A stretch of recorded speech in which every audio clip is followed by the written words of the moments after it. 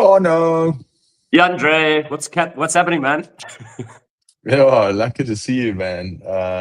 Lucky to be here. Sorry about last week. It was just so freaking hectic with we were shooting a mini TV series literally Wednesday to Friday. And I tried to find a gap, but it was just not possible. Thursday was actually the biggest day. So sorry about skipping last week. It's all good, man. It's all good. I'm super pumped about today because for those of you who are watching, sorry, my internet's a bit crap, so just let me know if I lose connection. But for those of you watching, we've probably got the most exciting episode so far. Jandre, who I called in my own newsletter the King of Commerce, has launched his own online store a week ago, and we are going to be lifting the hood on that online store. So if we're going to be looking at how Jandre chose the product mix, like what was involved in making those decisions, then what the tech stack is of the online store, and then finally what are the initial marketing tactics that we're going to use to get the first sort of like sales into this online store. So Jandre, why don't you tell us a little bit about your new store and your new brand? It's flipping exciting. Yeah, so to be honest with you, I think, dude, we don't actually enjoy, I think, is my internet the crap one? Mikey's saying my internet might be the crap one. Can everybody see me properly? It might be my internet, actually. I can switch over to my phone if it is. But let me know, Mikey, if you guys can't see me or hear me, let me know. I can always switch over to my phone. Maybe that does better. But yeah, so I mean, we've co-founded two companies in the last 2 years. One Sentimental and one is Fluid Nutrition. Both of them are doing really well. On the back of that, we have no guarantee that this one will do as well. And I think we're also not expecting it to do that well, like, to be honest. Obviously, we're going to push and try our best. But this is more of a passion, like a real passion project, because it's actually something, not that I'm not passionate about the other businesses, but this is something I'm extremely passionate about and I use on a daily basis and stuff that's been in my DNA because, people see they can't see me properly. Do you want to take a minute and switch internet? Yeah, let me try this quickly and see if this makes a difference. If it will make a difference.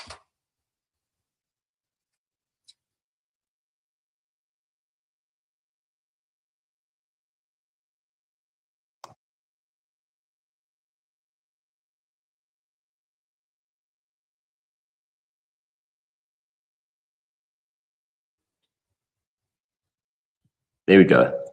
Now you're looking steamy there. Hey? Oh, is it? Am I looking a bit better? Yeah.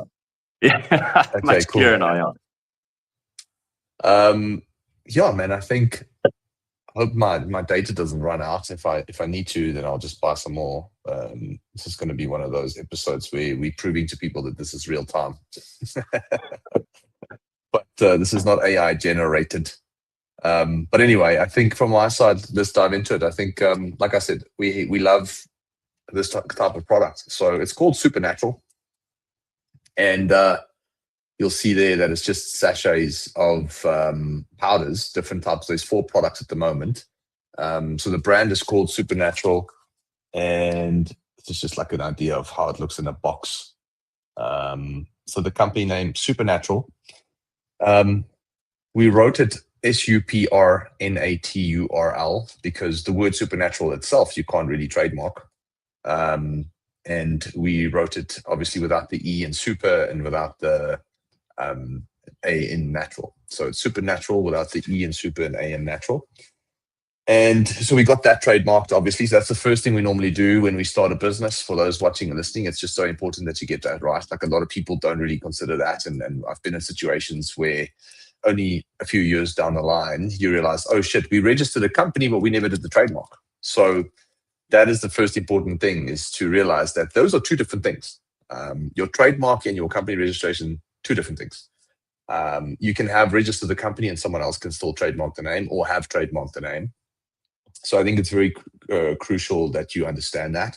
And the reason you want to trademark shit is just because as the business grows, people might try and copy you somehow in some way, shape, or form.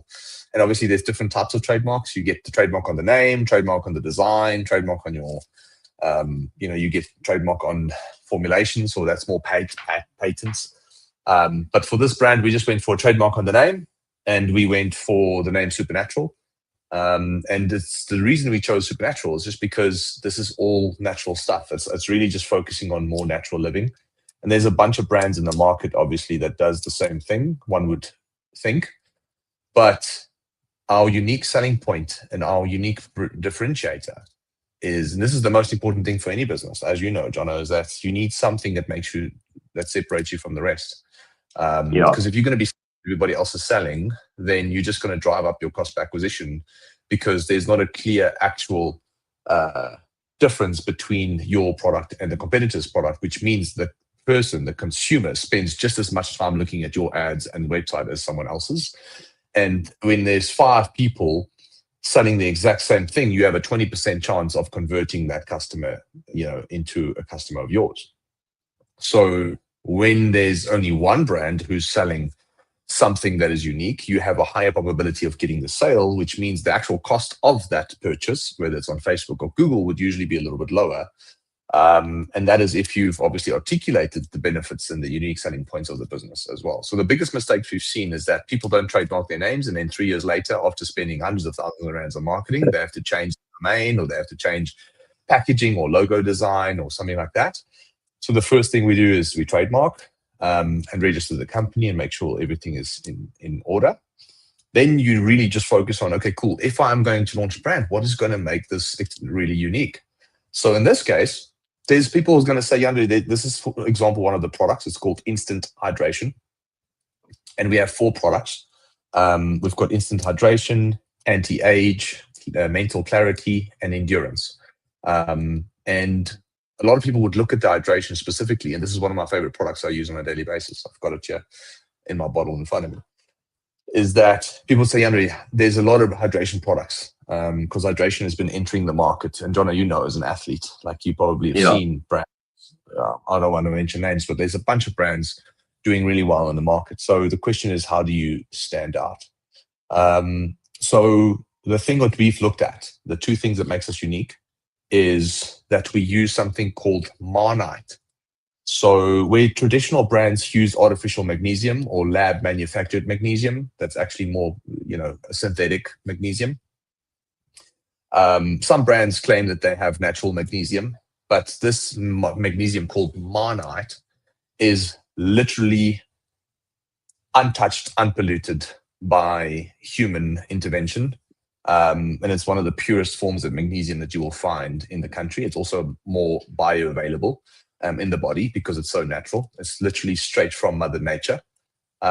It's like you sucking at the teat of Mother Nature when it comes to drinking. Please put that as a headline on some of your ad creative.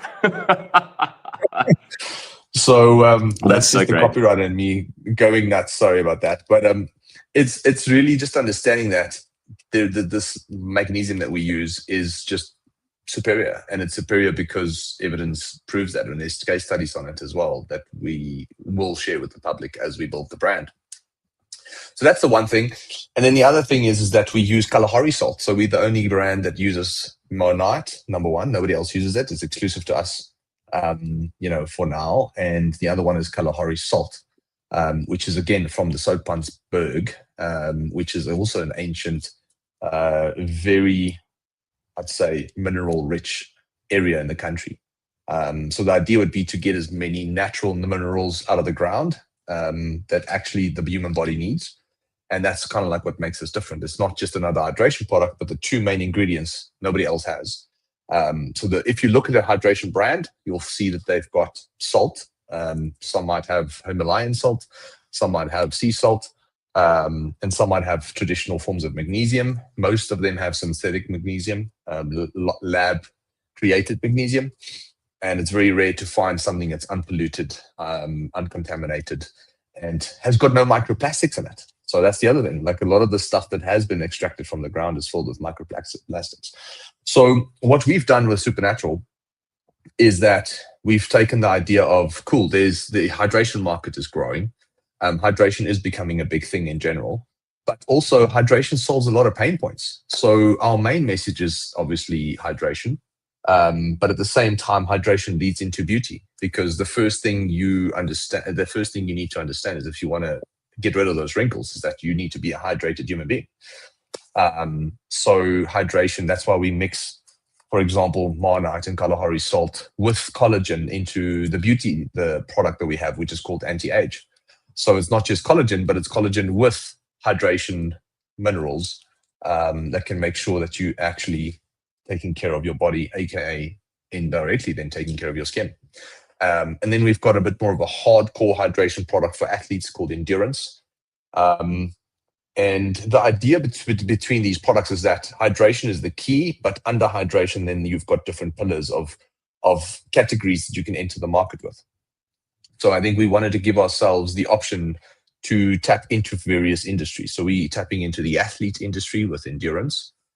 We tapping into the beauty side with anti-age. We tapping into the biohacking community with Clarity, because Clarity has got theanine, caffeine, and then obviously again magnesium, Marnite, and the Kalahari salt, to make sure that your brain is actually not as foggy as traditionally might be after a long week and a lot of chemicals and caffeine and bad foods. So that's where the Clarity comes in. And then we've got obviously hydration, which is just an everyday use. Anybody can use it. So this is how we've tried to make sure that we've got 4 products that we're testing out. There's no guarantee that any of these 4 products will still be around 12 months from now. So it's our way of looking at the market and seeing where's the uptake going to be. But this gives us 4 case studies. It gives us, we can test the hydration market, we can test the athlete market, we can test the beauty market, we can test the biohacking market. But all 4 of them fall in health and beauty and fitness, if that makes sense. So we have the macro category, and then we have the subcategories, and we will now see which of those subcategories do really well, and we'll double down on that as we extend the business and the brand.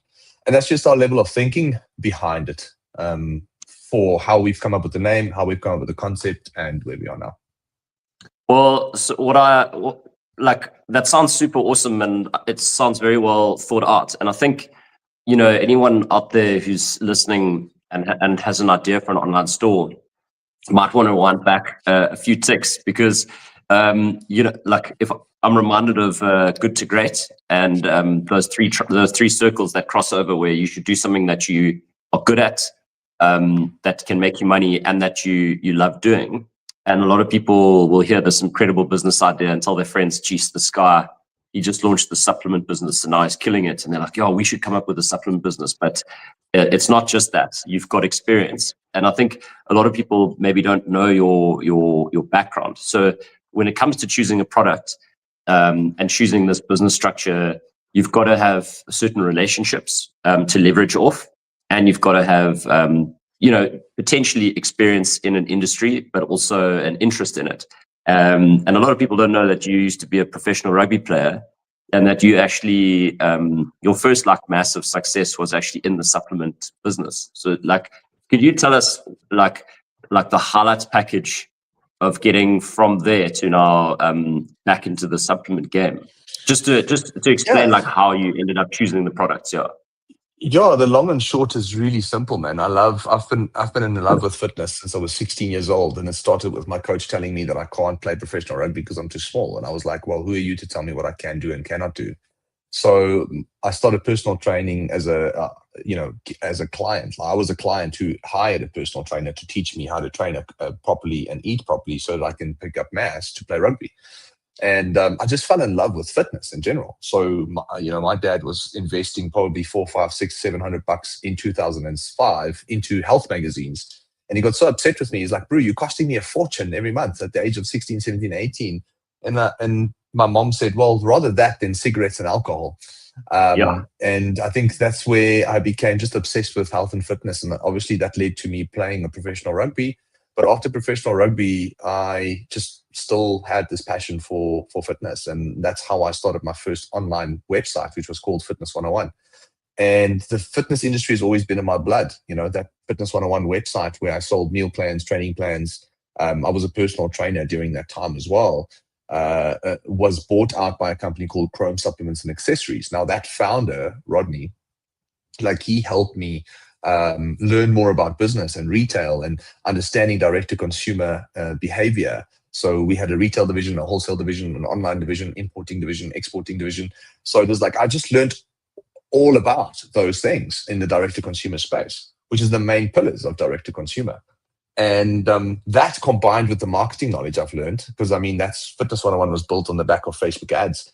And Facebook ads was around in 2011. Nobody else was doing it. So I figured it out. And my claim to fame is I was probably the first South African to leverage Facebook ads to build a business. And the marketing knowledge I've gained with the business knowledge has allowed me to start the marketing agency. And we love, obviously, the working with people and helping them with their brands and consulting. But in 2023, we pivoted to launching a business called V8 Capital, where we actually invest in and co-found businesses with people who are passionate about products. And in this case, Supernatural is literally someone who's really passionate about making amazing product. And he understands the market really well because he owns a manufacturing facility or was part of a manufacturing facility group. But his passion is just understanding, the most unique ingredients and how it can change the human body. So he's just obsessed with case studies and always looking at what's new and trending and whether it's actually worth putting into a product or not and all these things. And I think having a partner like that can do the research and make sure that you're on the forefront of innovating, and us taking obviously our marketing knowledge and our business knowledge and applying that to this product is essentially what I would like to believe will be the reason for the success. So yeah, like I said in the beginning, like we're not passionate about starting businesses really anymore, but the only reason we're going with this is purely because of the fact that it's something that I'm just really passionate about and the other person is also passionate about it. So it's like, why the hell not? Just do it for the fun of it. So I think this is more of a passion project than maybe a multi-million-dollar brand. But let's see how it goes. I think we're going to market it and we're going to push it and we're going to grow it as it is a legitimate brand that we want to obviously build and sell. So before we get on to the tech stack, which I'm sure everyone's chomping at the bit to get into, a lot of people will be thinking about whether they partner with their buddy. What is your approach like when you form these entities and approach different partnerships, especially with someone like your partner in this business who you've known for a long time? How do you protect yourself and how do you make sure you're leveraging your strengths properly to obviously maximize the value that each of you can add, make sure the business is sustainable, but make sure that it's fair and equitable at the same time? Yeah, man, I think that's so difficult because I think people, when it comes to partnerships, they get very romantic about these things and they don't always get objective about it. So the things we say, the things we mean, the things we want to get out of the relationship is very subjective. And we say things that we think the other person wants to hear, as long as it's 50% in alignment with what we actually want to achieve. Sometimes, we just want to keep the other person happy, and that sometimes means putting yourself at risk, or vice versa. As maybe some person is just way too selfish about what they want, and the other person gives in. And it's a fine line and a fine balance. But I think it's like a marriage at the end of the day. And I think what we've learned is, having started multiple businesses and having invested in companies with other people, is that the black and white is just super crucial. And I don't mean it to the point where you want to create a contract that you have to pull out every single time something doesn't go the way you want it to. In the ideal world, and how we really do things, is we formulate a contract, but we put it in a desk drawer, hoping that we never have to look at it again. But that contract in itself sets the tone for the relationship. It sets the tone for who's going to do what and who's accountable for what. Because often when you don't have those clear conversations and assertive and candid conversations, either people can misunderstand what is being said and suggested, or what they're putting their hands up for, or it's just extremely subjective. It's like, okay, you will take control of, example, hypothetically speaking, marketing. Okay, cool. But what does marketing mean? Because that's a very broad term. So in essence, you need to get very clear and very straightforward and very assertive with the actual deliverables of what each party is going to deliver. So if there are 2 or 3 people in the business, for example, we need to understand how we're all going to complement each other and move this business forward. So in most cases, you'll usually have someone who's really good at creating demand. So V8 Media, for example, was a similar situation. Like I was really good at creating demand, and yes, I was good at operating and executing that for clients too, but I knew that was not what I was extremely passionate about. I was more passionate about the business side. So eventually we brought on a partner who started taking care of the operations side of the business in 2021. And the objective of the relationship and the actual, I say black and white, was this is your roles and responsibilities if you want to enter this relationship, and here's the deliverables that we would expect. And 4 years later, it's the best decision we've ever made. And that relationship is always evolving and the roles and responsibilities are changing. However, it's very assertive, very candid, non-emotional, and it's always objective. And I think having partners who you can be straightforward with, who can remove the emotion from the actual business, and who can just be clear, transparent with you about their needs is great. And I want to end off the segment with this, is that always talk about selfish needs. Like I'm a big believer in talking about selfish needs up front, because often when it comes to business partners is that we are too shy to explain why we selfishly want to do this. But in the real world, let's be honest, we are all doing this for selfish reasons. Nobody is just doing it for charity and just purely for the fun of it sometimes. When you start a business, the end goal is to make money, or at least keep the business profitable. And I think what people don't do enough is to start a conversation with saying, what is your selfish reasons for being here? And I will tell you my selfish reasons for being here. And then when we can align on those most transparent selfish reasons, and we can find synergy and roads that are actually parallel in those selfish reasons, then all of this starts to make more sense. But when we are trying to force a business onto a roads that are parallel, when they're actually not, because you ideally selfishly want to do this and the other person selfishly wants to do that, you're just creating like a bit of smoke and mirrors, and you pretend to be on this path of towards a goal, but that is not the real goal for any one of you two. And that's usually when a lot of friction starts to happen. I mean, I can just share that the biggest fights in business that I have had, and I have had some big fights, have come from being disingenuous and not open, selfishly open or openly selfish in the beginning about what I wanted out of it. And what happens is, if you go in, a lot of people are so desperate to get the deal over the line that they will compromise to make it happen. And sometimes not even compromising, sometimes just like being overly generous because they want to be liked and they want this thing to get off on a good footing. But inevitably what happens is, 2 or 3 years down the line, once everything's leveled out, you develop resentment. And you can be as angry as you like with your partners for getting more money than you or putting in less work or whatever. But usually that is a result of decisions that were made by you, like right in the beginning. So it's just some validation for what you're saying. 100%, man. The dream tech stack. Okay, there are a lot of platforms out there, and you've worked on like every platform that exists. So I'm dying to know what Supernatural is built on, and like what you thought of when you were putting your platform together now, having seen it all, and what other people should take into consideration, or is there just one that is the best? Yeah, look, I think I had this conversation yesterday with someone, and they were actually switching from one platform to the other. And I say it's got to do with your resources, your own skill sets as an entrepreneur, your availability in terms of time and emotional bandwidth, and time in terms of bandwidth. It's got to do with how technically inclined you are when it comes to these things. So I think all of those questions needs to be asked and internalized, and you have to do introspection as an entrepreneur and then go, okay, cool. What do I actually want? What tech stack do I want to choose, or which platform I want to choose? And I mean, you've got platforms like Magento, you've got Wix, you've got WooCommerce, you've got Equid, you've got Shopify.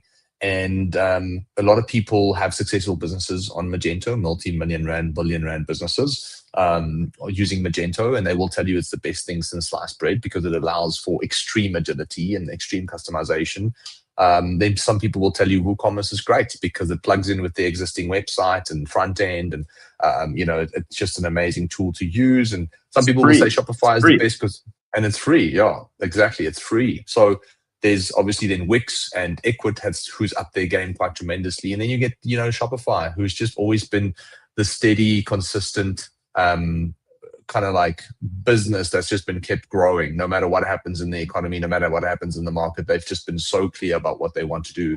And Shopify, their mission is just to make it as simple as possible to sell products online. That's really, I love how they just stay true to their focus. And that is just to make selling easier. And to make selling easier, you have to make it easier for the people to actually use it. And that then leads to it just being intuitively easy to implement. And I think we chose Shopify, and we always choose Shopify, not because it's a superior platform per se, but just because that fits us, that fits our needs. Like, I want anybody on my team to jump onto the website and make changes when they need to. I don't want to be, I don't want to create a platform where only one person can make a change, because if that person is sick or that person is not there, now things are getting delayed. AKA, then you can also hire 2 people, but now I'm paying 2 people's salaries, in order to make sure that thing gets done. That someone can actually easily change, like a banner or a menu item or whatever it is. So I think it's important to ask yourself, what resources do you have? What are you looking for?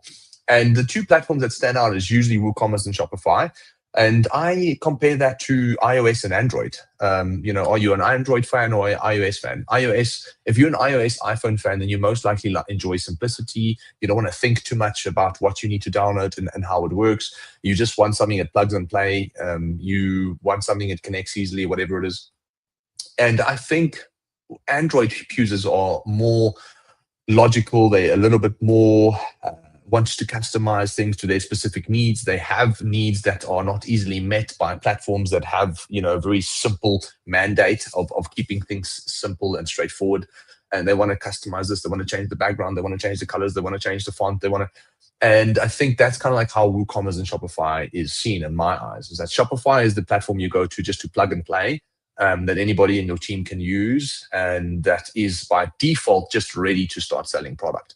WooCommerce, on the other hand, great, it's free. However, you're going to need some technical skills in order to get everything as efficient and as sexy and as effective as Shopify. There's studies been shown where the default conversion rate of an average theme of Shopify converts higher than e-commerce, and that's purely because of the fact that the checkout process of WooCommerce needs to be customized. Where with Shopify, it's just easy, click, checkout, add your details, boom, off you go. So I think we chose Shopify purely out of simplicity and ease of use, and the data is easily accessible too. So on my phone, I can see what's happening in an instant. And I know you can do that with some other tools too, but that's just our ecosystem for now. Yeah, that's some good insight. Yeah, I mean, when you were talking about, I just lost my mouse cursor. When you were talking about Android, like the thing that the reason I left Apple was because I couldn't get photographs out of Apple into like other devices. It was like the locked system really drove me nuts. But I think they fixed that now. I might go back. But I've actually had WooCommerce and Shopify, and I must say, like what you say about Shopify is so true. It's just this purpose-built, simple, easy thing. It is a lot more expensive, but now they give you $1 a month for your first 6 months. So basically, you got it for free for like half a year while you launch. I mean, if you think about it, they charge 1% transaction fees, right? And I think that's something you just need to build in when it comes to putting a price on your product, which a lot of people don't do.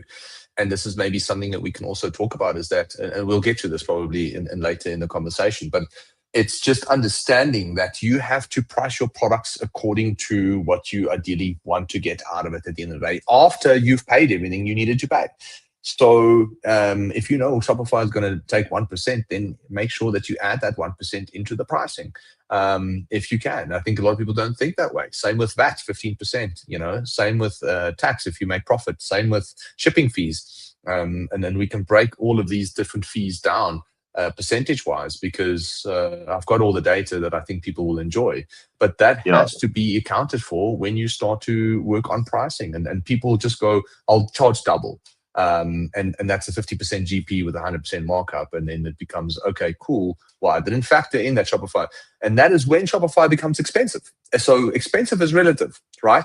So, and I'm also a big believer in going, cool, is it really expensive to have peace of mind, knowing that you can go live on a Black Friday, drive hundreds of thousands of visitors to your site, and have peace of mind that your site will operate no matter what happens? Or do you want to be on Magento and WooCommerce where your hosting is independent and you have to now proactively plan how much traffic are we going to generate, how much data and bandwidth is that going to use, and should we upgrade our server to X, Y, or Z? And I would happily pay that extra 1% to know that I don't have to think about that stuff. So for an average small business, most people who want to save money will move towards like a WooCommerce. But what I have seen, many of them, as they grow, move back to Shopify, because then you start to realize you're paying for convenience and efficiency, and you're not trying to save every single rand and cent that you can. I remember doing a webinar. You were actually in that webinar. And we'd spent like probably 30 or 40,000 rand on ads in the week. So it was the biggest, I think it was the biggest webinar I had. And I remember just like killing it. Like, I remember when I was getting to building the stack and getting to the close, I was just saying to myself in the back of my mind, like, you are crushing this, Jono. And then I remember at the end, the first thing I do when I end a webinar is like go and look at the sales, and there was like nothing in Stripe. And I had a heart attack. And I remember one person commented in the webinar, she said, "This is a scam." And I thought it was the strangest comment, because I'd just given like really authentic information, and I'd shared like personal stories and success stories and everything. And then I was trying to figure out like how it was possible we made no sales. And then I went and looked at the checkout, and like there was a bug in the checkout that said something like error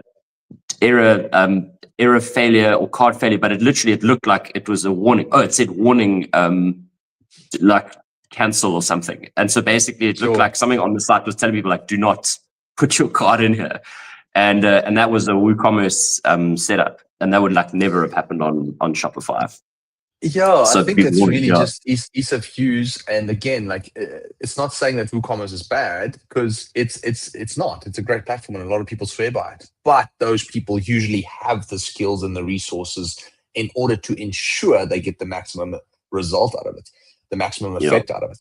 And I think that's what you have to ask yourself. And I think John Pierre actually made a comment here, and it's so true. He says, sometimes I think the platform picks you and you don't pick the platform. It's really actually like, what's the fit for you? It's not, like how are you going to take your resources, your time, how you operate as a human being, and what platform is going to fit into that. Well, so what I want to do now is talk about the CRM and like a few more other tech tools. But I'd love it if after that we could actually do a little share screen and you could walk us through how you've set the site up. For happy, man. Like, I mean, my team is responsible for most of that, but I've got obviously an idea of what's going on there. So I'm happy to do that. And I think you'll also probably see a bunch of errors on the site, and this is something I'm actually proud of. Like I'll say, like I had the partner screenshot. This is wrong. This could be improved. This is spelling error. And I sat there, as like, oh shit, we missed a couple of things. One of our personnel was on leave. I was obviously busy with a bunch of other stuff. And funny enough, we've generated revenue in the first week, which we'll talk about in a second as well. And it just again shows you that you don't have to be perfect to launch. Like people postpone creating a brand, people postpone creating a product, people postpone launching a website because they want everything to be perfect. And I think what I've learned in life is that there is no perfect time. Just fucking do it. And just make it live when you feel comfortable. Obviously, don't make it live if you don't have products to sell, because that's going to be a problem. But the moment you've got what you need, and it's the minimum, we call it the MVP, the minimum viable product. Like, do you have the minimum viable product to launch? Just don't spend hundreds of thousands of rands on marketing, but start small and then improve. If you are going to want to spend $1 million a month on marketing in terms of rands, then maybe make sure every box is ticked. But if you're going to start small and you're going to start with 10, 20 grand a month or whatever you feel comfortable with, that's small to you because it's all relative, then it's a situation where you go, cool, well, let me just launch and see how it goes. Yeah, I mean, I have something to add there, which is like I've been helping quite a few of my mates with their, sort of side hustles and stuff, and they've been wanting to set up websites. And there's this weird perception that you have to have a very content-rich website in order to go live. And what's changed in the last decade, from my perspective, is that it's almost like a flex these days to have a one-page website. Because for me, that shows me you've done so well at narrowing down who your target customer is and what the services that you offer, that you can explain it all on one page without like letting someone go and like load more pages and, you know, download more stuff. And so a lot of people delay the launch because they don't feel like they have their 3 blogs up ready.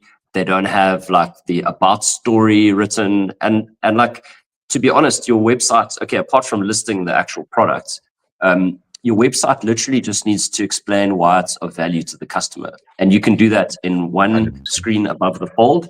And as long as you've got a screen above the fold that has like a pretty picture and explains why a customer will get value dealing with you, and then you've got some products, like you can go live, because you're going to drive ad traffic to the product page. You're not going to drive them to the like about page where you tell your deep and meaningful story. All that stuff helps, but you don't need it to launch. And I think people need to know that like one page is actually enough. It's more than enough.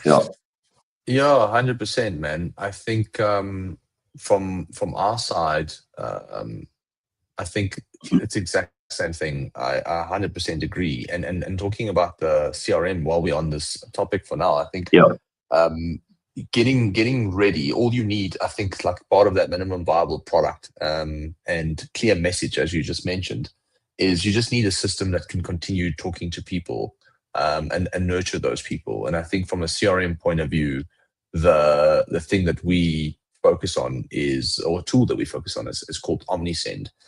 So there's 2 great tools that from an e-commerce perspective adds a lot of value that can help you communicate with customers. And for the lack of a better word, they're just called email marketing tools, email marketing and automation tools.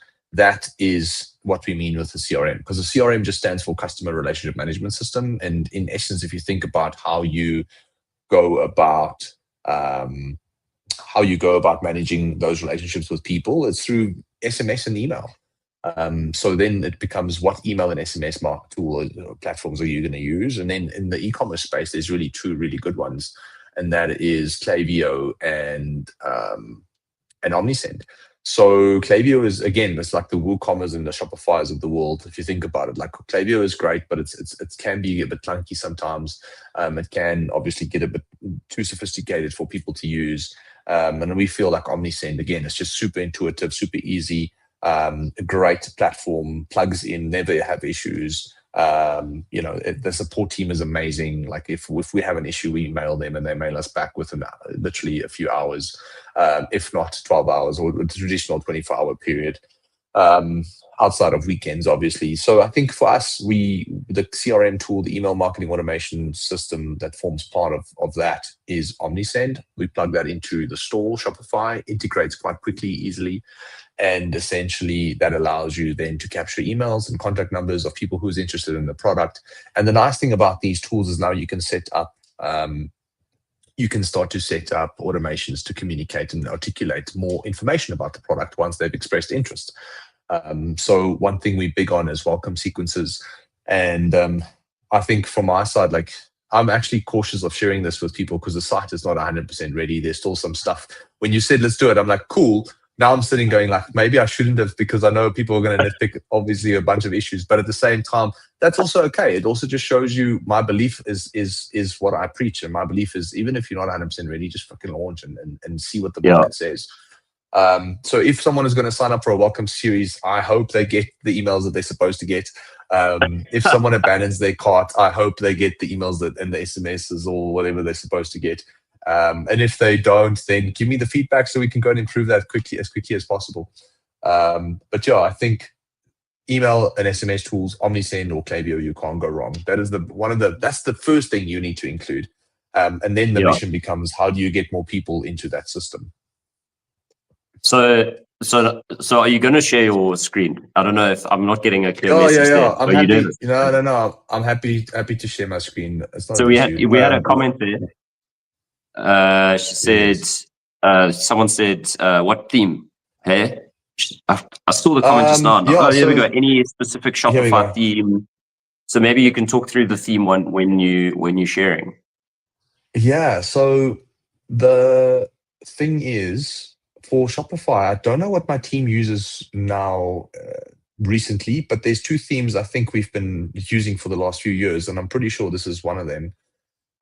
It's called Minimog, Minimog, Minimog for Shopify.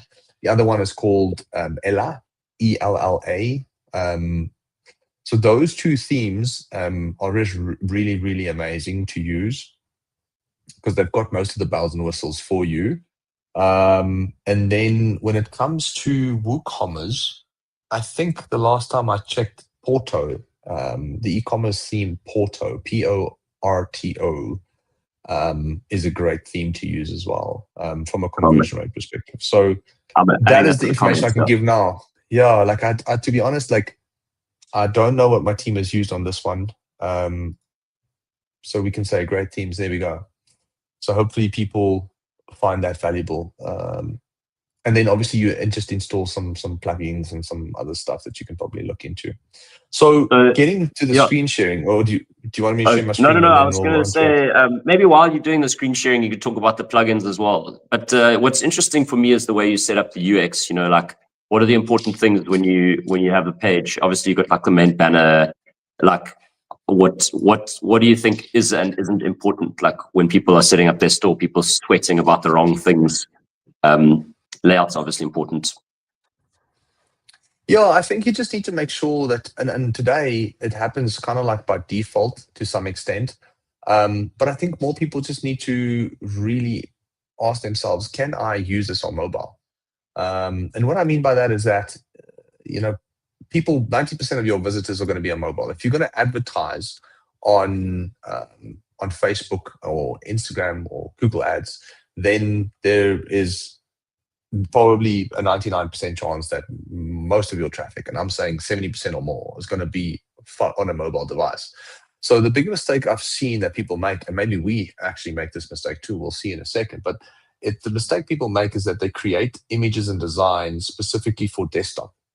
So they'll have a big horizontal banner designed for the desktop because you as the business owner, you sit in front of your desktop like me and you, like we sit in front of our computers. And then we go, cool, let's have a look at our store. Let's add a banner here. And then when you add a banner, it's a banner that looks nice to you on your desktop. But what you don't realize is the person who's going to be shopping is not a person who's going to be on their desktop. It's a person who's going to be on their mobile. So I think the first and most fundamental thing that you need to do is understand that if you are going to create content or images in any way, shape, or form, make sure that you also and predominantly include it for the mobile shopper as well. Because that is where a lot of people miss out on generating more conversions. Because at the end of the day, they just don't cater. Yeah, they cater for people on desktop at the end of the day. So that's the first thing. I'm happy to share my screen quickly, and then we can unpack it further. Go for it, sure. Share screen, entire screen. I'll share. Let me share. I'm going to drag it over here on this screen so I can still see you. And then let's do it this way.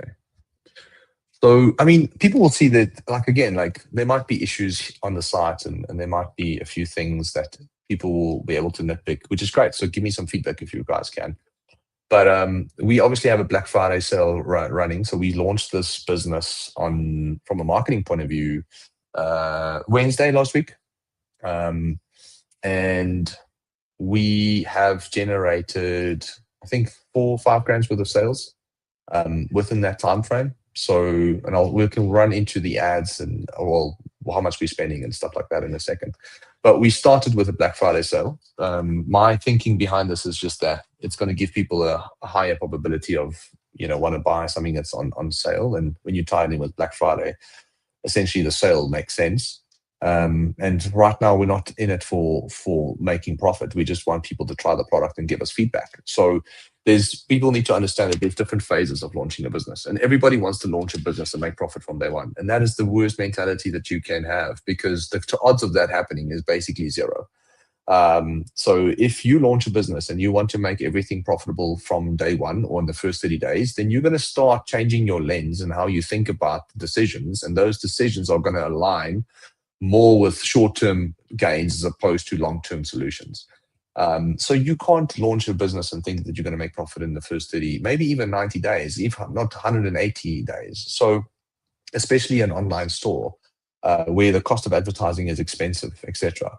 So from our point of view is we literally just launched this website now a week ago, and we're starting to run ads to this site that I'm sharing now with you guys. But the process for us is to try and understand how people are using the website. Okay, so the first thing we do is we add something called Microsoft Clarity to a site. We don't add, Microsoft Clarity is a heat mapping tool that you can use that gives you an understanding of where people are clicking on the website. And it also gives you video recordings of how users are using the website. Now, what's great about that is that when a website is brand new, you have no idea how people are going to use it. You have put a website together based on what you think is best practices, right? But that's all hypothetical until you actually see how people are using your site. Then the decisions you make can become more objective. Up until then, everything is really subjective and just hypotheses and just data-backed decisions from other experiences.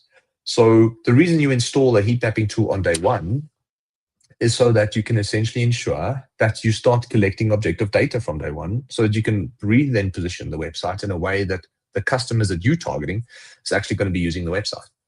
And you can obviously then increase your conversion rates in that way. So when we launch, we don't use Microsoft Clarity all the time, because once a website is up and running and you're sitting with 2-3% conversion rates, and you're happy with those conversion rates and it's profitable, then you don't have to look at every single visitor that comes to the site or every single week's heat map. It's usually just when you've made a lot of changes and you want to understand how those changes are affecting behavior on the website. And then when a website is new, there's no objective data, and that's why we use heat mapping tools, especially in the beginning. So if I refresh, we'll see here, we're doing 25% off. And something we always install when we launch a website is that the biggest mistake people make is that they only have one payment provider. So you know how many business owners I speak with whose businesses are 6 months old and they do like 100K a month in revenue, or 50 to 100K. And when I go to the checkout process, they only have one payment merchant. And I tell them, please add 2 or 3 more payment merchants. And they go, no, I'm happy with the one I have. I'm like, no. It's, first of all, it's not a choice I'm giving you. It's like it's an ultimatum. Like, if you're not going to do this, you're not going to grow your revenue. And if you don't want to take our advice, then rather go and work with someone else. What's the point of being here? So the first thing is really understanding that you need multiple payment merchants, and you need 2 types of payment merchants. So you need one that can collect money instantly for you as a business owner and can deduct money instantly from the actual customer's bank account, aka a PayFast, a Stitch, a Peach Payments, etc. And then you also need another service provider, another merchant, which is super crucial. And we have seen that most amounts of money are starting to flow through these merchants. And that is what we call a buy now, pay later merchant. So you will see that we have Pages Now and Happy Pay on the website. Both of those are buy now, pay later websites or merchants. And it allows the consumer to buy the product basically in a form of credit. And you get the money straight up front, but as opposed to all the money, you get 5% less of what you would have gotten. That 5% covers the interest that person would have paid. So you're paying the interest on behalf of the consumer, technically. But the consumer, the pain that they experience, the money that leaves their wallet, aka the pain that they feel when they buy the product, is now almost zero or very little, because they pay that product over a period of time. So it will be 3 weeks, 4 weeks, 5 weeks, depending on the merchant and their structures. So buy now, pay later merchants are amazing. A lot of people don't want to use them because they feel like they give up too much margin. But what is an extra 3% if your conversion rate is going to grow and you sell more product? And I think a lot of business owners don't think about it that way. It's your more logical financial business owners who've got a financial background that would say, I don't want to give up an extra 5%. That doesn't make sense. My profits don't allow it. I would rather just use this one who charges me 2.7% or 2.5% merchant fee. Problem now is you're forcing the customer to maybe use a merchant that they're not happy with, or they don't trust, or they're not comfortable with. Maybe they had a bad experience with PayFast. Maybe something happened in the past. Now you're forcing them to use a merchant that they're not happy to use. So what we do is we have 2 to 3 normal merchants, and then 2 to 3 buy now, pay later merchants. So when we launch a website, we usually have 3, 4, 5 merchants. And the ones that we use, number one, this is a shameless plug for Stitch. We're not affiliated with them. We don't get money for this conversation. However, we love a platform called Stitch Payments. They have Google Pay, Apple Pay, and Capitec Pay. So the moment you install that onto your website, what happens is that people there's a natural increase in conversion rate because people feel comfortable paying with Apple Pay. They feel comfortable paying with Google Pay, and they feel comfortable paying with Capitec Pay. And the reason they feel comfortable because it's one, trustworthy and convenient. So the convenience side and the trust element is crucial to helping more people actually give you money. And that's your job as a business owner. You need to sell the product, but then you also need to make it as easy for yourself to collect people's money. I mean, the payment thing is so cool. Like, just from personal experience, we used to sell a 15,000 Rand coaching program, and I remember like that's a lot of money for someone to just fork out in one go. And when we got Pages Now, so we try to offer payment plans. And the thing with the payment plan is people only see the first 5,000 Rand. And then because it was a personal development program, they used to lose motivation in the first month because they knew that next payment was coming. And they knew that like the relationship was with us, and they could say, look, I'm not feeling it properly. But what Pages Now did was it created this third party to manage that financial agreement. And so the people who paid through Pages Now actually ended up staying longer. So people who were on a payment plan with us very rarely got to the end of the program. When they used Pages Now, their drop-off rate was the same as everyone else, like almost nothing. And Pages Now handled the transaction, which was great. But what else was great is sales improved dramatically because we offered a payment plan. And the maths that we used, regardless of what the fees were like, if you are going to make 5,000 Rand per customer, say like on a day, and I'm just using big numbers to illustrate the point, and like you're going to lose 2 or 3 customers a day because they're like at the checkout and they've got the option of Pages Now, but they're actually with Payflex, or you don't have their payment option, and in order for them to pay, they need to like open a new account with say Payflex because they actually use Pages Now. In that whole process of them like setting things up, they could get distracted and run away, and then you could lose that sale. And the reason you've chosen not to have that is because maybe they charge 1% more, or you don't want to have like another payment provider. The question is really simple. It's like, would you give away another 1 or 2% of your revenue to get another 10 or 15% in revenue from extra customers who prefer that payment gateway? And like, it's very difficult to win that argument if you're arguing against more payment gateways. It's so easy, and once they're there forever. It's like basics in my opinion. Yeah, 100%, man. And I think there's actually some questions that's related, contextual to this exact topic that I want to air for us quickly. But on that, 100%.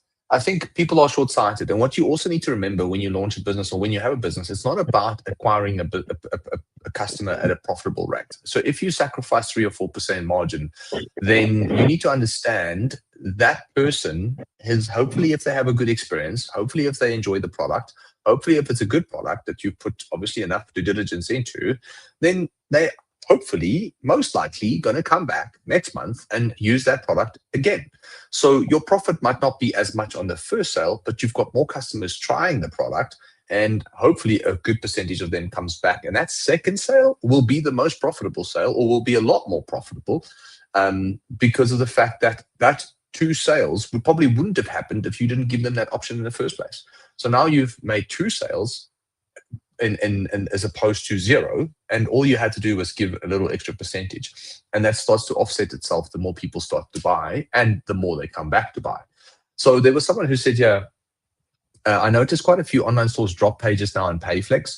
I don't know why that would be, but my guess is it's usually business owners who look at the financial impact of it, where they go, we are sacrificing an extra 3 or 4%, because some merchants, the traditional merchants like Payfast, Stitch, Peach, you can get them down to 2% a transaction, 2.5%. I'd say if you're doing average revenue, then you can probably negotiate down to 2.5, 2.7%, where platforms like Pages Now charge an extra 3 or 4%.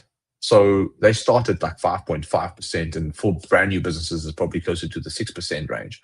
So you need to understand that there's 3.5% of revenue being given to these platforms. And I think people who have very strict CFOs, or people who are very analytical with these kind of decision making, looking at the data and makes decisions, go, we don't want to sacrifice the 3 or 4%. But what they don't see is the whole picture of how many people would have how many new customers you would have gotten, and how many of them would have come back, and how that would have impacted revenue over 6 months. They just look at the margin and not necessarily the whole picture.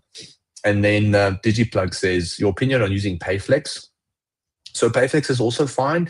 They are not as big as Pages Now. I mean, we have a ton of data on this because we work with over 140 clients in the agency. So about 60% of them are online stores, if I looked at the data last. And I can tell you now, Pages Now is the biggest buy now, pay later provider at the moment. Payflex is just beneath them, but more people prefer Pages Now than Payflex. However, Payflex is growing quite nicely. And then an up-and-coming one that we rate, that we really enjoy working with, is Happy Pay. So Payflex, nothing wrong with them. It's very cool. To go deeper into the website, so normally people would say you have your call to action on the website. What makes the product unique? So for that, now we've sacrificed that message for the Black Friday sales, because we have Black Friday ads running. So the moment they come to the site, they can see that message, because of the fact that you want to shorten the gap of uncertainty for the consumer by having clear messaging in the ad and having the exact same messaging on the site or the platform or the page that you're driving them to. The moment you say Black Friday sale on Facebook, and they click and they come to the website and potentially don't see the same message, they're going to wonder, is the sale still live? Is it still happening? Is it still applicable? Is it still running? Did I miss it? How much is it? So you need to make sure that whatever you say in the ad, essentially you want to say on the message. Now, because we're leading with Black Friday sale in the ads, we are leading with the message of Black Friday in the ads because of the fact that people don't know this brand. So we need to make that psychological congruency and alignment as clear as possible. Then as we move down, then that's when we start to talk about what makes the brand unique. And that is normally what you do high above the fold. However, we've sacrificed that at this point.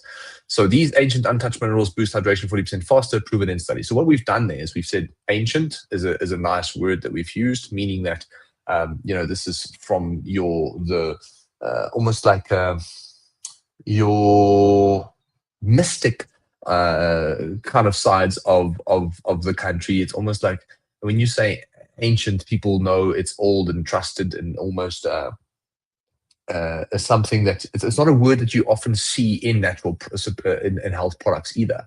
So that word actually in itself serves many different meanings. It makes people go, ancient, interesting. Like I've never really seen that word in context to this. So what is that about? And at the same time, it could also lead to people going trustworthy and clean. And that's where untouched minerals and unpolluted comes in. Because when you say ancient and untouched and ancient polluted, these minerals automatically sound a lot more appealing. And then they just boost hydration 40% faster. And that's just boost based on studies from Marnite and etc. So with that said, we back it up with an actual claim, and we say proven in studies because otherwise it just sounds like you're making shit up. Because today that's what people do with AI and people being desperate to make sales. They just say all kinds of crap, and then you just hope that's true. But meanwhile, 90% of the stuff that they say is not true. So it is proven in studies. Supernatural is the only and then we just say Supernatural is the only brand in the world using Kalahari salt and Marnite. And then we just explain what those two things are. Sorry, John, you were about to say something. No, I was going to make a joke, but I'm actually more interested in this section. What is this section called? So you've got the part above the fold is usually called above the fold or the hero image. Now, what do you call this section underneath? Yeah, I don't have a word for it. It's the section under the banner. The section under the banner. Okay, scientific term there. Cool. Yeah. So I'm a big believer in just keeping it simple as possible, right? But I mean, ideally, people can just read more about what makes it unique. What is also unique, what I actually forgot to mention, is that this is the only brand, or the first brand for now. It's so far the only one. Might not be the only one for some time. We don't know, but it's the only one that's 100% naturally sweetened and naturally flavored. So most people say it's naturally flavored when they have stevia, but they don't get the stevia mix right, and then they add some sucralose or some other artificial stuff in it. However, the reason they do that is they say it's naturally flavored, and factually it's true because there's natural flavorants in there, but this is the only one that is 100% naturally flavored. And this is how people obviously trick consumers and believing things that are not 100% true. It's naturally flavored. Yeah, we have one little microdose of stevia in there, so technically it is naturally flavored. But then there's 99% of the formula is all kinds of artificial crap. And I think in this case we can proudly say it's 100% naturally flavored and naturally sweetened. So with that said, those are just our unique selling points. And then we just showcase the products, which is something we just slapped together there. I don't know, there's no scientific reason why we've done that, but I think it's just, now that we've spoken about the USPs, it's just getting people to see the 4 products that we obviously have. One thing I'll have to say is, like, we don't have to rotate this. So this is one thing I'll obviously question with my team and say, hey guys, why are we rotating this when there's only 4 products? Maybe they're trying to make it seem like there's more products when there's not. I mean, could be something that they're thinking, but on my side, I would say don't rotate this and just keep it as it is. And then we've got stats. So we just want to show, what the difference between Supernatural and other products are. So we're moving into a more science-backed, trustworthy section of the site where we're trying to build trust and credibility with the consumer. So here we're just trying to connect with the Facebook ad that they've seen, and tell them that you're on the right page. The ad you clicked is linked to the site and is the same message and the same product that you're looking at. This is what makes the product unique. These are the products that we have. Here's why these products are amazing, and at least in our opinion, because these are scientifically backed studies that has been done, not on Supernatural, but the ingredients that we use. And essentially, it's making the consumer understand that there's a level of trust and credibility that goes into the formulation. And then we just want to show them that people are using it. And this is what we call UGC content. So user-generated content is so important in the world that we live in today. People want to see other people use your product. Nobody wants to be the first one to buy your product unless it's a brand new iPhone. Okay, it's like, that's just a tagline that I coined a while ago, but it's really like, nobody wants to be the first one. Like, maybe your friends or your family wants to be the first people who buy the product, but other than that, nobody else wants to be the first one, unless you were selling a brand new iPhone, obviously, at the end of the day. And then we go deeper into the ingredients and what makes it unique, and that's basically it. Like, you'll see the site is very short, very sweet. It's not overly complicated. We don't have a long sales page yet. So sales pages are things that we're going to be experimenting with at a later stage. And what that means is that we just, as opposed to having your traditional product page, we will have an actual sales page. But here's how the product pages look from our point of view. I can make it a bit bigger so it looks better on the screen. No, that's great. But it's really simple. It's just we claim that it's South Africa's cleanest electrolyte blend. We really believe it. And obviously, because it's 100% naturally sweetened and flavored, we can make that claim. And we obviously adhere to SAPA label claims. So we've had our labels sent to SAPA, which is the regulating body that makes sure that the shit that you say on the label is the shit that's actually in the product. And we just say daily instant hydration, SS cleanest electrolyte blend. You can obviously read a little bit more. We have little tags that just tell people very quick snippets, almost like of what the product's about. So naturally flavored, that is something people might enjoy. Naturally sweetened is something that they'll enjoy. No polluted chemicals. Low carb and keto friendly for the people conscious around that. Sugar free, no artificial ingredients. So from our side, it's just little taglines that we're experimenting with that we think will resonate with people. We're still not sure which ones are going to be the most impactful. We'll probably change this as the website matures. And then we just say it's the only electrolyte blend. So we do like a mini description just to give people some context if they didn't read the ad properly. Because this is the thing, we assume that people read the ad properly. We assume that they watched the whole video. So it's just important to reiterate as much as you can what makes the product unique. And then you have 10, 20, 30 servings. And then what we do is we also have buy one, buy two. Can you just rewind a sec there? Just quite an important point there on the flavor and the servings. Some guys debate as to whether they should put a new product in for a different size pack and for a different flavor. Like, what is your theory on that? I mean, obviously you've gone here with the different servings and the different flavors, but what's the theory? Yeah, I'm all about simplicity, right? Because the moment I think this one has how many flavors do we have here? 1, 2, 3, 4, 5, 6 plus we've got a variety one that we have to add here. So that's 1, 2, 3, 4, 5, 6. So there's 7. So we've got 7 different boxes of flavors, right? Now, I just don't feel, I'm too lazy to go and create 7 different products on the website and then have my team optimize all 7 of those pages. And maybe that's worth doing. But my logic is just keep it simple, like make it easy as possible. Now, if we do changes to the product, we don't have to go do it on 7 other pages. Because that's where things start to fall through the cracks. The messaging starts to change. Now you're testing something about the taglines, and now you're going to have to change it on 7 other products. So I think for us, it's just purely simplicity. It's keeping it simple and condensed and minimalistic is really the word that I'm looking for. And when it comes to effort as well, like I'm a big believer in return on ROE. So that's my new slogan and your tagline for 2026. ROE is just return on effort. What is my return on efforts? Because the moment effort is here and return is here, then I'm not going to do it. So ROI and ROAS and POAS and all those things are awesome and important. But I'm like, what's the ROE on this? What is the return on effort? And I think if I apply the ROE here, the return on effort will be great, because I mean, there's not a lot of effort that goes into changing this product page. Where if we had 7 different pages, then the return on effort might be a little bit less. So yeah, I think from our side, you'll see that we do bulk discounting. I think it's something we've tested over the last year or 2, and it's worked really well. So we almost by default just added to all the sites. And I think it's just something we always implement. It's a nice way of not offering a discount, but incentivizing people to buy more should they want to buy more. And still doing a discount without devaluating the product and the brand in itself. I think people can obviously play around with this. What makes us this unique? So again, you can see that we've got written text on this side. We've got something above the picture on the image there, and then at the same time we've got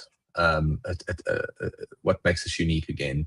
So it's just reiterating the same stuff in different ways, because that's how the human brain is designed. The human brain needs repetition, and it needs volume in order to really start to understand something.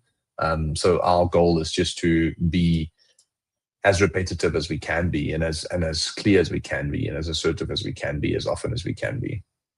Yeah, I mean, it's a beautiful site. Very cool to see. I'm left with a question about the buttons. A lot of you have like a lot of moving parts sometimes in the website. So there's like a thing that pops up with social proof, and then you've got the moving add to cart button. What are some of those like more granular hacks that you put into play that optimize, like what like little optimization techniques or hacks?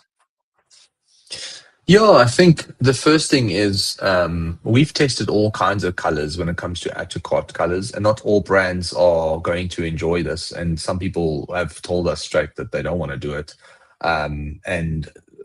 But yeah, making the add to cart button red, for some reason it just works. I mean, we've done our own tests. We've looked at case studies.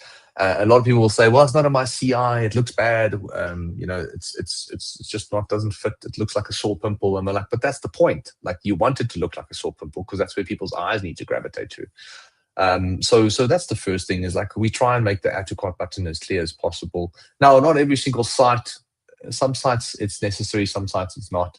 So someone just said, Matthew, green works too, but the whole site is green. So if you have to think about our logic, like we can't add a green button there because it will just blend in with the rest of the site. And green, if I'm not mistaken, is actually second best to red, if I remember studies correctly.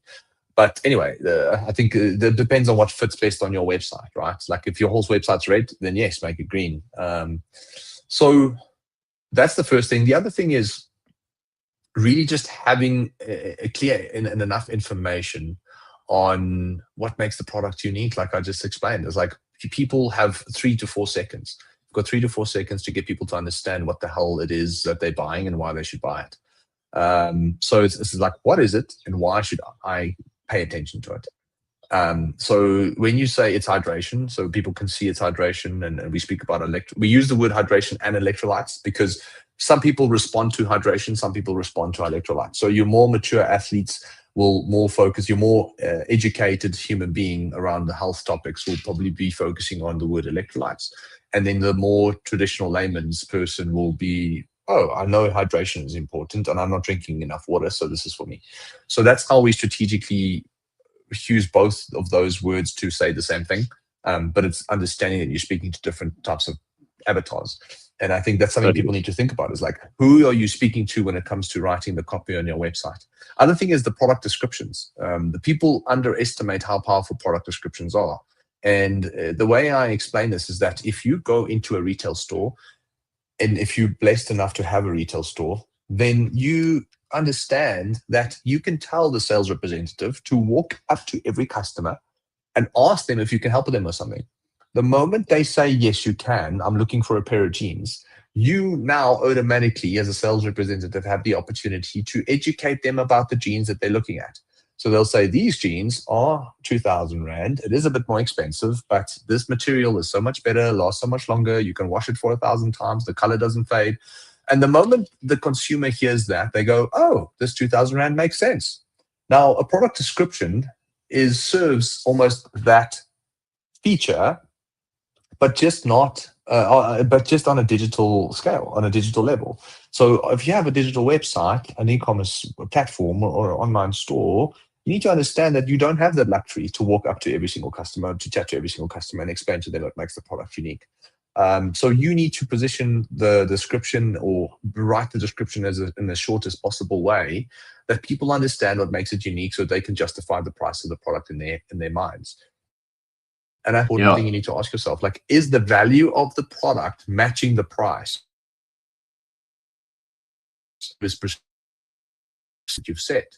If you see it, honestly, the value of the product is much higher than the actual perceived the actual price in itself. So the perceived value of the product is higher than the price. And I think you need to ask yourself, is when you build a site, how do I create a high level of perceived value around the product so people are happy to pay the price of the product? And I think that comes down to how you explain it, the product descriptions, imagery, quality of the images. You'll see that I believe that we've got really good quality images. It's done by a professional from a rendering point of view. And we have these little nuggets, so you'll see that this thing moves. It draws attention. I mean, it's not going to double your sales. Like, don't think you're going to make your add to cart button move and then all of a sudden double your sales. But it's all these things working together. So reviews is the other thing, but we're not going to fake reviews over here. So it's like the other thing is reviews, but we don't have a lot of reviews yet. But as people start to review the products, we're going to start adding reviews into under the product description. I'm actually sharing my screen so people have maybe a bit more context to what I'm actually referring to. But you'll see that, for now, we don't have reviews. But that's the first thing we need to include. So we can choose to go and fake reviews, or we can just choose to wait for people to actually review it and give us their honest feedback. And I think that's the first thing that you want to include. You'll see that we have a very short product description, straight to the point. These taglines, again, is one of those added little values that make a difference. Bundles make a big difference in getting people to buy more at a discount. We mentioned free shipping over $4.99 and 7-day satisfaction guarantee, meaning if you're not happy, we'll give back the product. We don't want your money if you're not happy with the product. We're not here to scam you, and we're not trying to make a profit from day one. We're here to build a brand that we're passionate about, and hopefully other people are passionate about too. So if you're not happy, give it back. And here's free shipping over $4.99. And then what we say is like, why is it worth your money? So I feel like this is actually something that should be open by default. So I'll speak to my team about that, so that we don't actually have to click to open this, because this is actually already from our side something that I've noted that we can improve. But this should be open by default, because the odds of someone clicking to read is lower than someone actually just automatically starting to read, not having to click. So this is why it's worth your money. And I think a lot of people say product descriptions. I just don't like saying product descriptions, because what does that really mean? I just like to use layman's words, and I like to speak to people on a 5th grader level, so that you increase the probability of someone explaining or understanding what you're saying. So I just say, why it's worth your money. It's like, because that's the question they have. They go, why is it worth my money? So, and then I think it's answering the question that they haven't asked, but they want the answer to. Yeah, exactly. So from our side, you'll see the other things we do is just, again, just content focused, and getting people to understand, what makes it unique. And if you can build this trust and credibility through maybe case studies and testimonials, and maybe actual scientific studies that prove that the product is superior, I think all those things will help. So that this is not accurate. So see, this is not right. The reviews there is not right. So we'll obviously change that. But as you see, we didn't want to add the reviews. The guy who actually helped me finish this is actually on leave. So that's one or two things are not finished 100% yet. But in a way, like, I feel like, go for it, man. Oh, and I was going to say, like, look, it's a beautiful site here. Like, well done. I mean, I think anyone, and by the way, like, little shout out to Matthew in the comments. Matthew's been working with me on web for the last decade. He's an absolute champion. Oh, cool. He also knows what he's doing. But awesome site. I think it's beautiful. I think the last thing we need to talk about is your launch. I don't know if you have a strategy, because you did say that it's a kind of just going with the flow. But what are the key components of your launch strategy? Now that we've seen the website, we've seen all the different tactics that you put in place to optimize. Now, how's it all coming together in like the last week? And what is your plan for the next like week or two to start like ramping things up? Yeah, so I mean, like, we get so many clients who come and say like, hey, how should we launch? We want to launch with a bang. And I just always go, no, don't, because that bang has got a good chance of not working for you. Then you lose a lot of money. So it's like, that bang is going to cost a lot of money. And ideally that bang might then bankrupt your business, because you've now invested all this money in this big bang and it didn't work the way that you wanted it to. So I think like we just have a bootstrap mentality. And for us, it's really just taking it slow, and we're not in a rush to build this into something massive. However, we're passionate about it. Like, I'm actually very passionate about it, and I think we want to do it right. So what we're doing is we're spending about $500 a month, 500 Rand a day, I think 500 or 600 Rand a day on ads, on Meta. So we're starting with Meta. So at the moment, we've got like a 1.2x ROAS on there, which is terrible, but it's the beginning of a brand new business. And I think, again, like, business, when I was still in the agency, I'm not operationally in the agency anymore, business owners would come to us and say, the ROAS is terrible, we want to go to another agency. I was like, okay, well, if I can't make you understand that you're not going to launch and have a 3, 4, 5x ROAS. It's just not going to happen. When Sentimental launched, we had a 2x ROAS, and then we went to 5, and now we're spending over $1 million a month on ads, sometimes 2. And that ROAS is, I think, 3, 3.5, sometimes if we're lucky 4. So it's like, you need to be patient, especially if the brand is not in the market yet, especially if nobody knows who you are. And we're sitting at a 1.2, 1.3x ROAS right now. So it means that we're making R1.30 back for every Rand that we invest. So we're technically losing money after the cost of the product. And that's fine. Like, we know how this goes. So we're not going to panic because we're not making money. We know this takes time. We know that's the process. So for us, we're focusing on Meta ads purely for now. We're spending about 500-600 Rand a day on it. We implementing a lot of user-generated content. So we're in the process of creating a lot more content for the new year. Content is at the pinnacle of what we do and what we should be doing and what every single business should be doing. Like, content is the most important element I think, Jono, you can probably speak to that from your experience and as well, and what you're doing today. But I think people underestimate how much content they actually need in order to succeed online today. Like, it's not like 2013 where you can slap a static image on Facebook and just run that ad for 12 months and make money. You need different angles of content, different messaging, different people in the content. You need to just really get creative with how to put the message out there. Yeah. Geez, I mean, I could talk about content for hours, but I'd love to hear about the split in your content, because you mentioned UGC. I don't know if you want to give a shout out to the agency you're working with. I've done some work with them recently. They were so good. Just Appreciate like that, absolute power. Yeah. And, I mean, we technically own your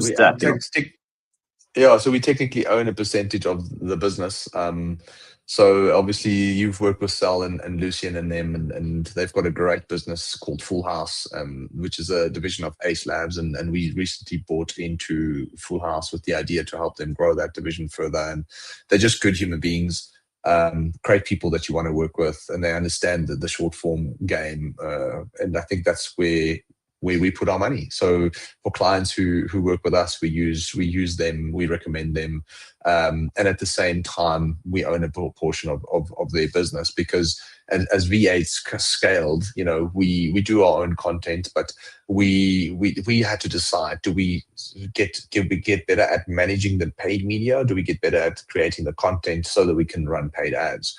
And I think it is crucial to understand both, but we have decided for now that we'd rather buy into a business that can focus on that, and that's all they do, and we can send clients and referrals their way, if the client obviously would feel comfortable to do that, where V8 can just focus on actually optimizing the front end from a paid media perspective, and then the back end from a CRM perspective. And then obviously the website changes as well that comes with it. So there's just so many elements that actually makes a business succeed, and to do all elements exceptionally well is quite taxing and takes a lot of bandwidth. So that's why we do that. So yeah, huge shout out to Full House, that amazing human beings, and they're obviously great at what they do. And what do you think of, because it's like I have this argument with clients all the time about brand versus sales. And I think you said something pretty useful in the beginning. You're like, your ROAS is one, but your business is brand new. And a lot of clients are worried about damaging their brand with discounting. But to get sales like upfront without offering some kind of sweetness is quite difficult. So in terms of the split between like brand content, informative content, and then like sales content, like the UGC stuff, is there a ratio or an approach that you take at different business stages? Yeah, so I think for us, it's really just starting slow and seeing how the market responds. We in a fortunate position where it is November, Black Friday, so we can start with a discount without anybody questioning the brand value, if that makes sense. So I think that's a nice timing launch. But from my point of view, I'd say I don't think you have to launch with a discount necessarily. I think if you, the only reason we're actually doing it is because of Black Friday in November, and I think it's just a nice way of increasing the probability of someone saying yes. But I'd say you don't have to launch with a discount. I don't think there's anything wrong with sticking to the price. But what I would do is I would experiment with a discount somewhere in the month. So I'm not. So what I'm trying to allude to is that you don't have to launch for 90 days with a discount and then go to your normal pricing structure. I would have your normal pricing structure, but within that first month or two, have a 48-hour flash sale that you run that could potentially get people across the line who has been spotting and eyeing out the brand. We've seen that work really well, is that when you build reputation in the market for 60 to 90 days, with a budget of 20, 30 grand a month, there's a pool of people who see the ads and who buy, and a lot of people who don't buy because they don't trust the brand yet. But the moment you do, within that 90-day time frame, you do like a 48-hour flash sale, normally, that does exceptionally well. And that tells you that you have a good product, that people want it. You just need to keep building brand, if that makes sense. So it means that you're on the right track. Just don't rush it. So we had a skincare brand back in the day when we started, and I was still involved with some clients, and they had a great beauty product. Like, it was amazing, but it was expensive. And the lady, I think she was spending like 5 or 6 grand a month on ads. It wasn't a lot. And she got like 10 or 12 grand sales back, 15 grand, 20 grand back a month. So it wasn't a ton of money that she was making. She was making no money, really. But there was traction in the market. And then within the first 90 days, we did a sale for 20% off. And she did like 200,000 Rand in a single day for a business who did 20K a month. And we realized in a single day. And what we realized was that people desperately wanted the product. It's just that they actually didn't really know whether they can trust the product, because it's like, all what you say sounds amazing and I'm keen to try it out, but I'm so scared to try it out at that price. And ideally, what you then do is when you actually do that discount within that 90-day time frame, what happens is that person who felt that way goes, oh, now I can give it a shot and see what happens. And I think then and there, she realized that her product was really expensive because of the margins that obviously didn't allow it to sell it for anything less. And because of that level of that pricing level, she had to focus more on building brand so that the perceived value of the product will exceed the actual price that she's charging. So what was happening, because she was new in the market, the brand value and perception was here, the price was over here. And when she discounted the price, it actually matched. And people was like, this makes sense, let's give it a go. And she did 200,000 Rand in a day. And when you put the price back up, this is what happens. But this over here, the brand value and the brand perception, this takes time. Every 6 months, it goes up a little bit. It goes up a little bit. It goes up a little bit, up until the point after a year or two where the brand perception is over here and the price is over here. And I think this brand, perception, this value perception, like, this takes time and you can't rush it. And I think business owners who try and rush this usually fuck up. And then what happens is they close their doors because they're just too impatient, or they're just not people who were ever really, truly business owners. And if you want to be a business owner, and if you want to be the best owner that you can be, the first thing you can learn is patience. And emotional maturity. Those are the two things. I think what makes a great business owner: patience and emotional maturity. If you can't control your emotions, and if you can't focus on being patient about how things should unfold, if you can't get those things under control, you will always be a terrible business owner in some way. Or you might be successful, but everybody working with you will freaking hate you. Yeah. So keep your wits about you. Ideally, you want to be successful and you want people to love you. And if you can't control that, there's a good chance you won't be successful. And if you are, people won't like you. Yeah. Well, and then there's no point being successful if you've got no maths. Jandre, what's next for Supernatural? What are you doing in the next week that you haven't done in the week before? Yeah, so I think the first thing we'll do now is the site's been up and running for a week, so we need to do some due diligence on the website. There's some spelling errors we need to fix. There's some default theme issues we still need to fix and really make it contextual to the brand. We really need to focus on putting some bells and whistles on the site now that we're getting some traffic, those trust elements and things like that. I think we're going to continue running ads at 500, 600 Rand a day until we have a healthy ROAS. There's no need to spend more until the ROAS is actually healthy. And then it's a situation where we see December is probably going to be a write-off. So we're going to keep running ads throughout December, not expecting much in return. January, the first 60, 70% of January is going to be hard. People are not going to have money. So we're also not going to expect miracles. And then I think we'll probably start to see some traction from February, March, and so forth. So this is literally a 6 months to a 12-month pilot. And I think some people don't understand that that's how you should look at these ideas. So we're not going to give up at least I'm not going to give up unless we've had a full 12 months of experimenting with this business and where it can go. So phase one, Let's get through Black Friday. Let's get the product in some people's hands. Let's build up an audience. And then to answer your answer maybe a bit more in a practical way, building audience is now important. So collecting emails, collecting SMS numbers, and communicating with people what makes the brand unique, getting them to try it. And I think that's where our focus is now. For the first 6 months, we just want people to try it and give us feedback. And then after that, we're going to probably, double down a little bit and see where it can go. Epic. Yeah, what a chat. What a chat. That was awesome, Jandre. I'll see you the same time next week. Yeah, let's do it. And then, thanks for just being an amazing interviewer today. And I appreciate, obviously, the opportunity to share this with people. And it wouldn't be possible, obviously, without someone asking really good questions.